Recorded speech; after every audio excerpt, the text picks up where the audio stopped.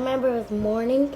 We woke up because we heard knocking on the door, but I didn't know if they were the FBI or the police. I found out when my brother came to pick me up from school, because usually my mother does. When I got to in front of my building, my mother was getting put in the car and she was yelling my name and she was like, "I love you."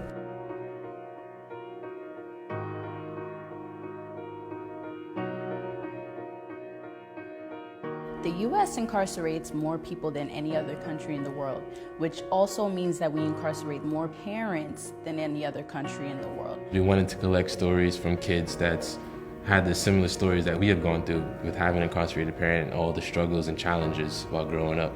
All of a sudden, there was a knock on the door and 2 policemen just rushed in. They just went straight to the room, threw my mom on the floor. It was just a lot of stuff. Like I was just crying. I didn't know what to do. Like I destroyed my whole room. I was mad because I didn't know what to do. And I was confused because I didn't know what happened. As the time started going past, like yeah, I cried for me being away from my mom. But as I visit her, it's different.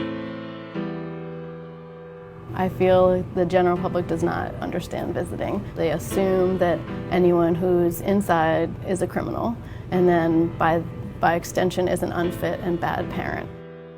When I go up there and I see the prison in like eye distance, I feel like, damn, I'm really about to see my mom, and all happy joy gets inside me. Then when I see her, when I hug her, I don't want to let go.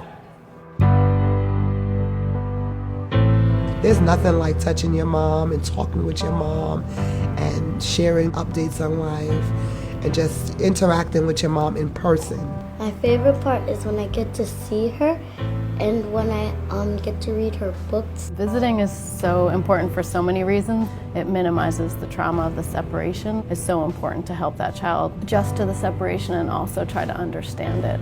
As a child, you know just a few things, good guys, bad guys.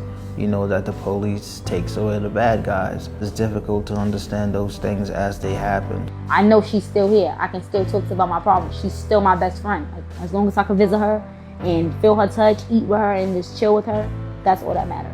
In New York State, we're very fortunate. We have family centers in 7 state prisons, and these are really play areas that don't feel like prison. A lot of the parent-child connection is not actually spoken. It's the child's head is on their lap, or you're tickling, or you're throwing each other around, or there's just a lot of physicality. So in the children's center, that can happen. For people like me that's in the situation, it's like the best thing in the world to see your mom, hug her, knowing the predicament that she's in. There is a growing recognition, starting to look at incarceration's impact on children. There are efforts across the country to have more children's centers inside of prisons. I think it's important for us to tell these stories because we're incarcerating so many people in this country, and I think it's important for people to know exactly what that looks like. I just want other kids to know that they're not alone and they don't have to keep everything balled up like I used to. We all want to make decisions that are better for the children, but I think we have to start listening to the children first.